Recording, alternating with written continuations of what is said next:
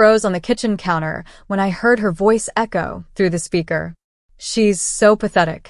She'll always put us first. We treat her like trash, and she still comes crawling back. My mother's voice. Cold. Sharp. Unfiltered. She didn't realize the call was on speaker. Didn't know I was standing there with her on the line while I was helping my brother pay off his second DUI fine, sending my last $400 for my grocery tip money. And right as I confirmed the transfer, she laughed. Laughed. I swear, David, she's our little safety net. She'll sacrifice her rent just to keep us happy. Poor, stupid Macy. I almost feel bad. Before we begin, drop a comment and tell us what would you do in this situation? Be honest, tell me in the comments below. We read every comment. Let's begin. My chest tightened. The air in the room vanished. Macy, that's me. And my own mother just confessed how little I meant to her. How disposable I was. And it wasn't just the words. It was the amusement in her voice that broke something inside me. She wasn't sorry. They never were. My brother chuckled in the background. She won't stop until she's homeless. I clicked the phone off, my hands trembling. I was still holding the receipt from the bank app, still staring at the line that said, "Transfer complete." They had just taken the last of my money and laughed about it. And in that moment, something inside me finally snapped. They thought I'd never stand up, that I'd stay quiet, that I'd keep being the doormat they'd used for years, ever since Dad left. Ever since I dropped out of college to take care of Mom after her so-called health scare that magically disappeared once I gave her access to my savings account. I stood there in my tiny one-bedroom apartment with cracked windows, secondhand furniture, and a rent bill I could no longer pay, and I smiled. They were going to regret every penny. But I didn't shout. I didn't call back. I didn't even cry. Instead, I grabbed my laptop, pulled out the box from under my bed where I kept the only thing that had ever truly been mine, my late grandmother's recipe notebook, and opened the browser. The same one I'd used to try and start my baking channel 2 years ago. The same one Mom said was a cute little hobby that'll go nowhere. I didn't sleep that night. By morning, I'd filed for a business license, bought a secondhand food truck off a retired couple online, and named it after the one woman who never treated me like trash. Lucille's Oven. And I paid for all of it with the emergency funds I'd been saving in cash, hidden in an empty flour bag in my pantry. Funds even my mother didn't know existed. If they thought they bled me dry, they were wrong. This wasn't going to be a comeback. It was going to be a reckoning. The next time my mother called, I didn't answer. She left a voicemail. "Macy, I know you sent the money. That was really sweet of you. David said thank you too. Can you drop by this weekend? I need help fixing the dryer. It's making that noise again." No apology. No mention of what she said on the speakerphone. She didn't even know I heard. That was fine. Let them think I was still the same Macy. Because while they were watching TV in that peeling old house I helped them keep, I was on my knees scrubbing the inside of my food truck, gutting the oven, replacing the mixer belt, and burning the midnight oil baking muffins and bread until my fingers were numb and my back screamed. I slept 3 hours a night for the first week. No one knew. Not my coworkers at the diner, not my landlord, not my mother. I still showed up to work every morning at 7 a.m. like nothing had changed. I still smiled when Mom called to ask for help with a small gas bill. I said I'd see what I could do. But behind the scenes, I was feeding construction workers, early risers, and exhausted nurses in a gas station parking lot before dawn from the back of that food truck. Every bite made fresh from Grandma Lucille's notes. Lemon pound cakes, honey buttermilk biscuits, and the cinnamon rolls Mom once mocked me for baking when I was 10, saying they were too sweet, like you. I sold out every day. 3 weeks in, I quit the diner. 6 weeks in, I hired a teenage girl named Jessa from the neighborhood to help with prep. She was quiet, polite, and watched me like she didn't understand how I was doing it all alone. I told her she didn't need to understand. She just had to believe that nobody stays down forever. 8 weeks in, I started making enough to open a business account. And right before the 10-week mark, I walked into the bank branch where Mom had laughed about how broke I was, and I deposited a cashier's check with 5 zeros on it. The teller blinked. "You starting a bakery?" No, I said softly. I'm starting an empire. Back at home, Mom called again. I ignored it. Then she texted. Your cousin Anna just got engaged. We're having a little celebration dinner. I told her you probably couldn't come, with your job and everything.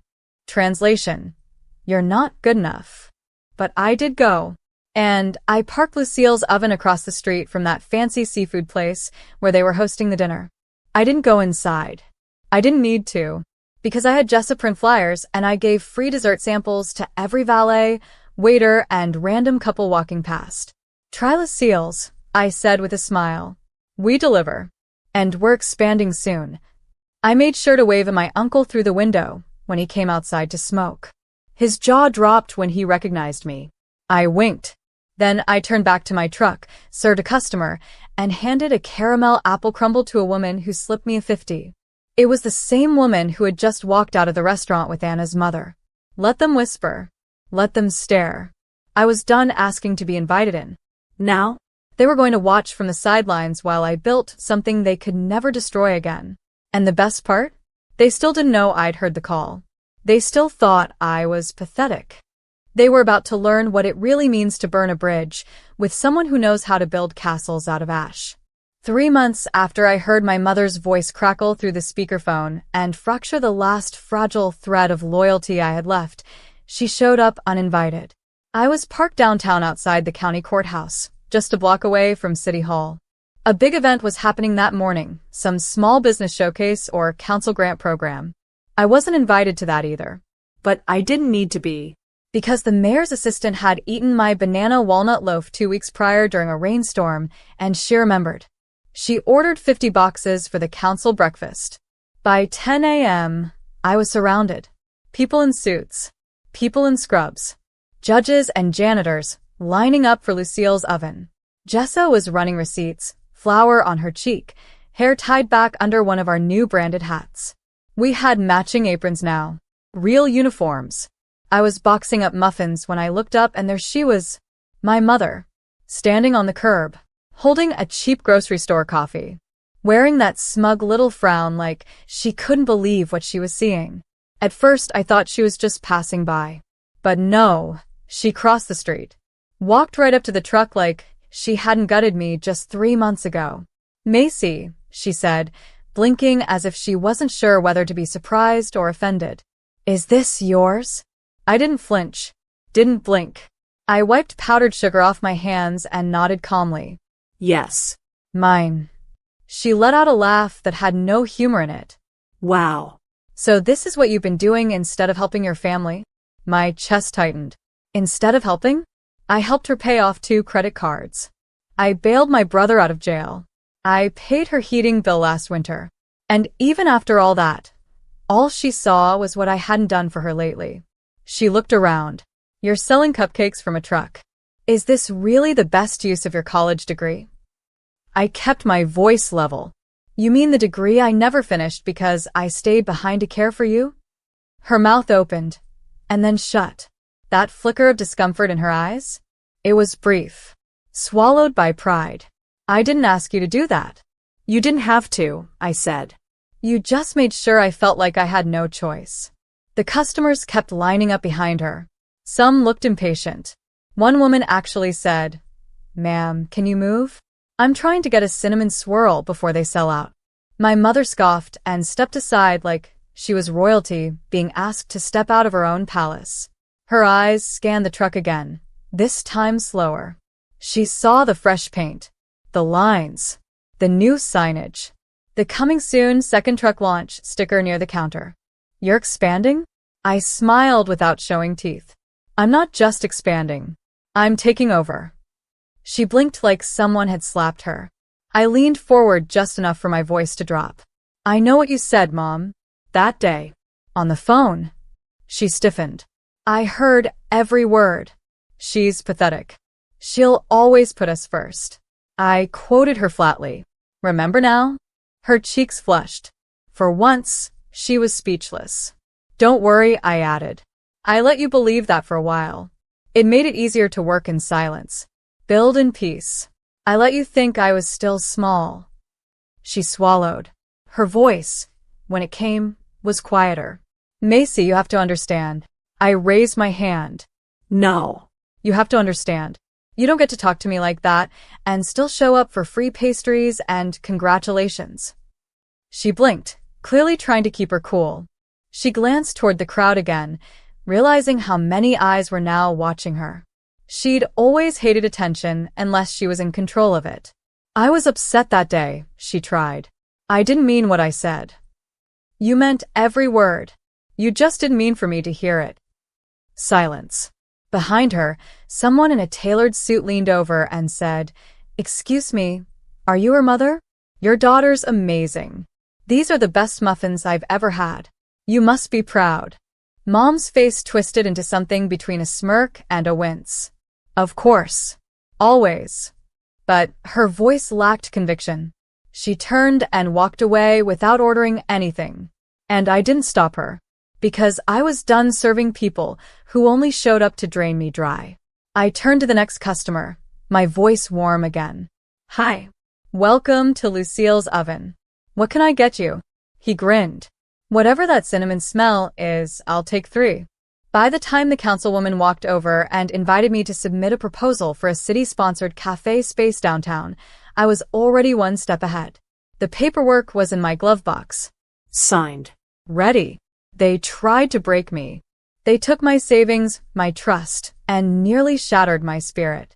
But now? Now they were about to watch the girl they called pathetic become the name on everyone's lips and the face behind the fastest-growing bakery in the county. It was the grand opening of my cafe, Lucille's Hearth. Not a food truck. Not a borrowed parking space.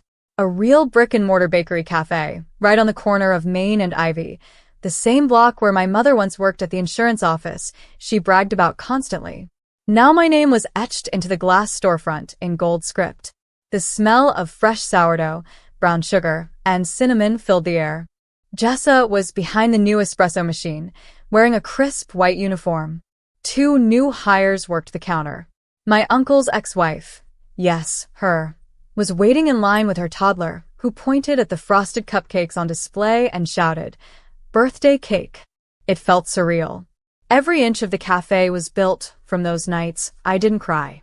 From the mornings I woke up cold and exhausted but pushed anyway. From the betrayal I let fester and fuel me instead of letting it destroy me. I wore my best blazer. Lipstick on. Hair pulled back. Confidence poured from me like honey, thick, warm, and slow. At exactly 11:42 a.m., the door opened again and my mother walked in. I didn't freeze. Didn't flinch. She looked around like she'd stepped into a dream she wasn't invited to. The cafe was buzzing.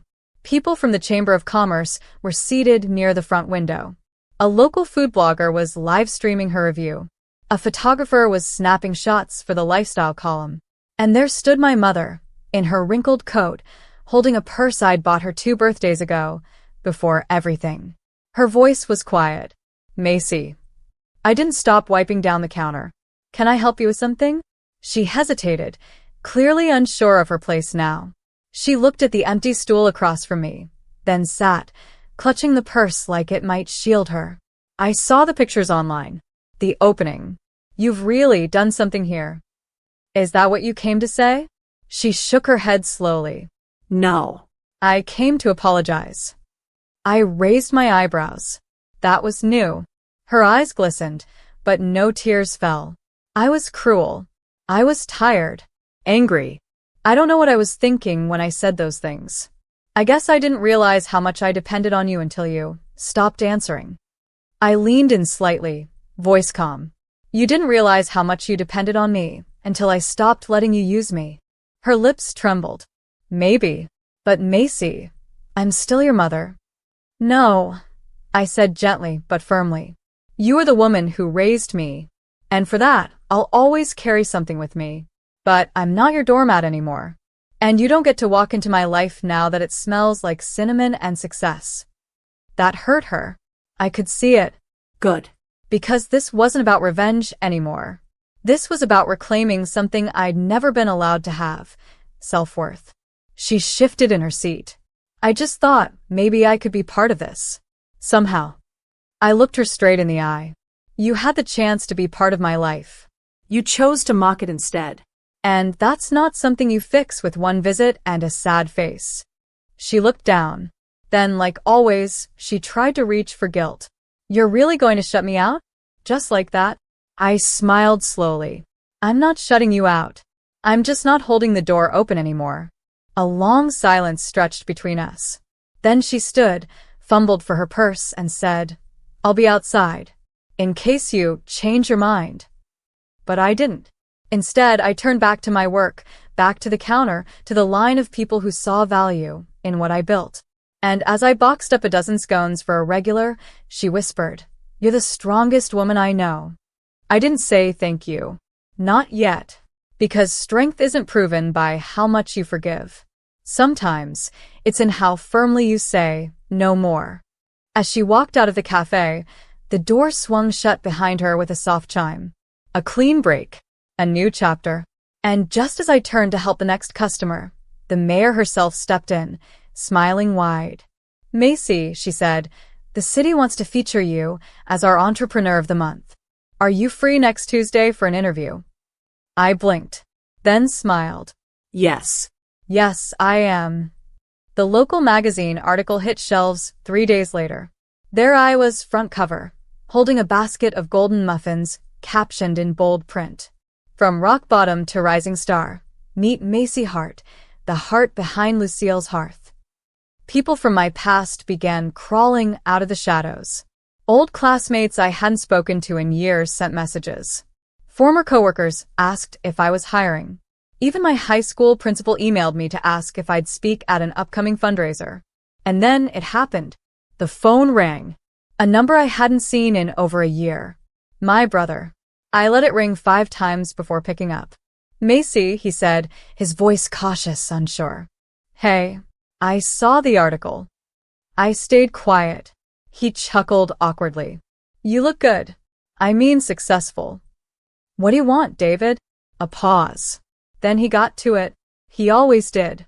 Look, I messed up. I know. But things are bad right now. I lost my job. I've been sleeping on a friend's couch. I just thought maybe, since you're doing so well. You want money, I said coldly. Not a question. A fact. He went quiet. I could hear the faint sound of a TV in the background. Not forever, he said. Just enough to get back on my feet. Like when I paid your DUI fine? He didn't answer. Like when I covered your rent for 6 months. Or gave you the down payment for the car you crashed. Macy, come on. No, I said. Not this time. You'd really turn your back on your own brother? No, I whispered. You turned your back on me. You laughed at me. With her. On speakerphone. Remember? Silence. You said I'd always put you first. That I'd always come through, no matter how bad you treated me. You were proud of that, David. You made it a joke. I didn't mean it like that. But you did. And now you're here, broke and desperate, asking for help from the same pathetic sister you used to mock. He sighed. So, you're just gonna let me fail? I stared out the window of my office. Yes, my office, above the bakery. Sunlight streamed in through polished glass.